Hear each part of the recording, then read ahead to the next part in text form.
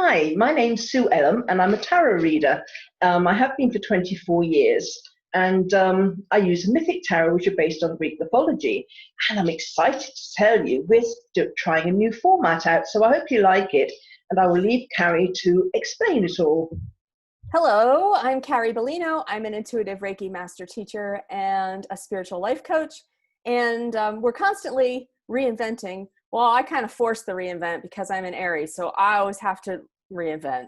That's what we do. So I kind of drag Sue along for the ride.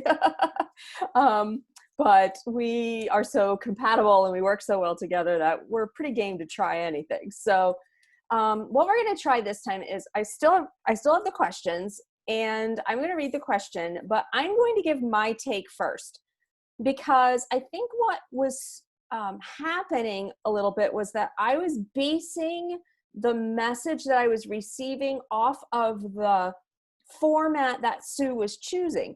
And, well, she wasn't choosing it, but what the cards were showing. So it's not that that's necessarily a bad thing to do, because there are so many different angles to each of these questions that we can travel down, so many different paths.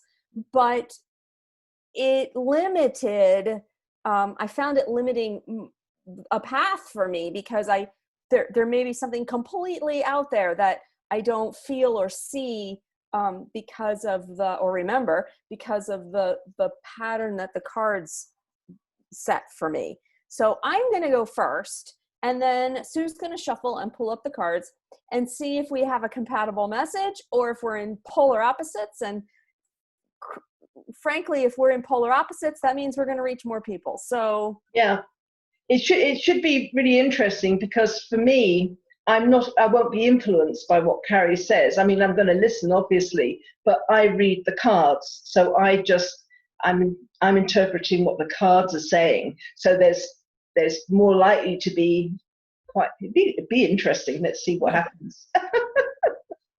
alrighty, so here we go.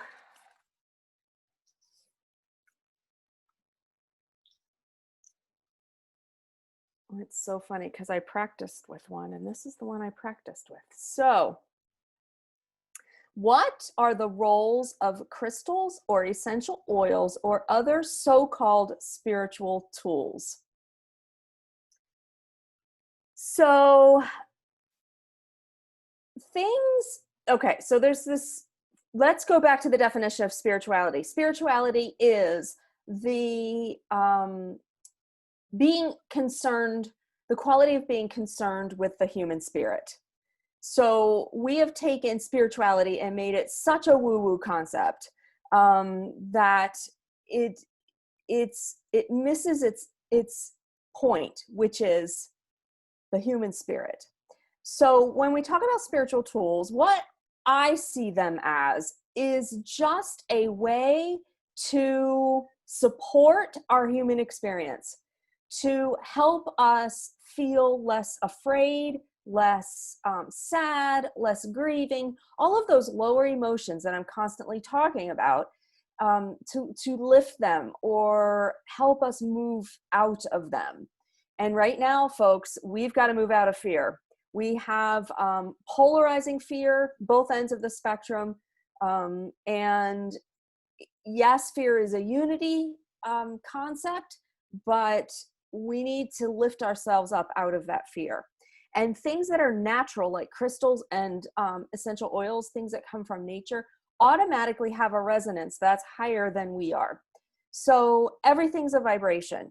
Everything vibrates. Emotions, our human interactions, our thoughts, our intentions, they all have a vibration. And things like crystals and essential oils help us elevate those vibrations. Because the oils are plant-based, they are derived from the essence of the plant life. They have a frequency that is typically higher than what we are operating at. Same with crystals. So I would say use them if they support you, if it makes you feel, and everybody should be partaking in some sort of, even planting your feet in the grass is a spiritual tool that is from nature. So it's very important that we all find these tools that we love and can fall back on to support us as we're navigating this pretty rough transition we're in right now. The only caution I want to give you before I throw it over to Sue is to be mindful of dependence upon the tools. So, for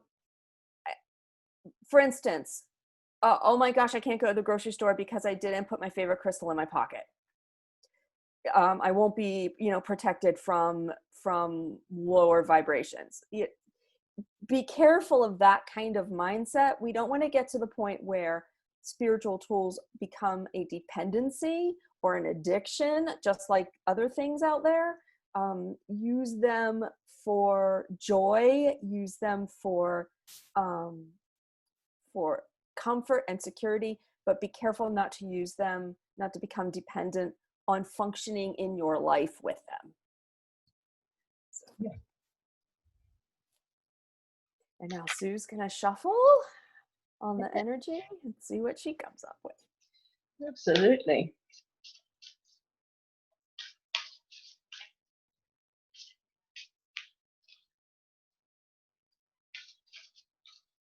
Okay. Let's see what the cards say. Wish are another tool. Right. Often based in nature or all nature themes. So. Okay. Well, what all the tools, again, crystals and essential oils and things, they bring us back to ourselves. It's a beginning of loving ourselves. So if we have a crystal, if we have an essential oil that we use, then it grounds us, and there's a kind of a self-love about it, and you can really. When I was in New Zealand, I was doing a lot of festivals out there, and I gathered so many crystals. I only really got small ones because I had to carry them around, but I had so many crystals, and they were like my friends. I felt very grounded when I had them all there, and I have a house full of crystals, and anybody that comes to stay who sleeps in a room full of crystals has a really good night's sleep. So they are very powerful. But this is about loving yourself as well. So it does start off our inner journey if we treat them with respect. There's a feeling of peace and tranquility, feeling our dreams are about to come to fruition. So they do have this element of grounding, this element of just being peaceful and tranquil, because so the energy, going back to Atlantis and Lemuria and everything, people used to go and sit in crystal caves and get healed, and I know that I use my crystal here, my amethyst, and I use it to dowse, and I do that because it connects me so much quicker. I ask the question, I immediately, rather than having to wait for my own guidance, it enables me to tune in quicker, because I tend to be a bit quick. I'm not one of the very. There's different people have different paces.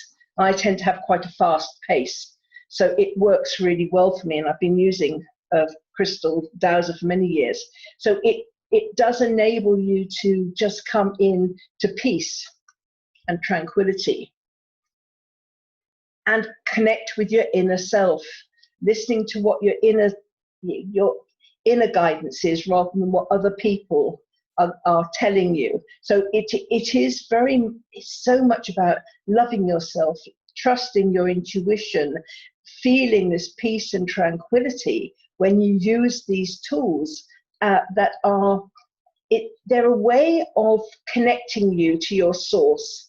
And then when you've done that connection, you can then you'll then have a clearer idea of what you want to do, what direction you want to go in. The King of Wands, and I forgot to mention, I've suddenly realized that there's podcasts going on, and I've suddenly realized, so let me recap for those people that are listening. I started off with the Page of Cups, and then it was a Six of Cups, and then it was a Four of Swords, and now I'm on the King of Wands. Many apologies. Sorry, I forgot. Yeah, many apologies to podcasters. Yeah. But so I've got the King of Wands here, and to me, he's very much a marketing man. It's about commitment. What side are you going to jump? And when you have powerful tools, crystals, essential oils, and other things are very powerful. They connect you into your spirituality. So it's sometimes, for me, doing the cards, for instance, is another tool. I mean, okay, they're not as like from nature, but they've been going for a long time. And with the cards, they kind of give you a roadmap, and then so instead of me kind of going off at tangents about things, which I do anyway, but to keep me onto a kind of a path, I get the story given to me in pictures. And so that is another tool, and different people use different things. So ultimately, what these tools do is they give you something tangible to connect you to your inner self, to bring you peace and tranquility. They will give you answers. You ask a crystal a question, and if you have a lot of crystals, pick up one that you're attracted to. Then look, if you don't know their meaning, look up their meaning, and I bet you there's something relevant in the message there. But listen to what it enables you to listen to what your inner voice is telling you, and cut out the outside noise, which then means that you know where you're going more. So those are the cards. And I'll recap that it is so important for us to follow what our intuition is telling us right now. And we've been saying that over and over in these video messages. But if you need help tapping into your intuition, because that's where we're headed, people who are listening to their intuition are going to be leading and guiding us into this new era that we're moving into. So please contact Sue or myself if you want some support in tapping into your intuition or finding your life purpose. And you can reach us through the messages or on our pages. So please subscribe and share. And like as well if you want. And like. Okay, that's all for me. So it's bye from me. And we'll see you tomorrow.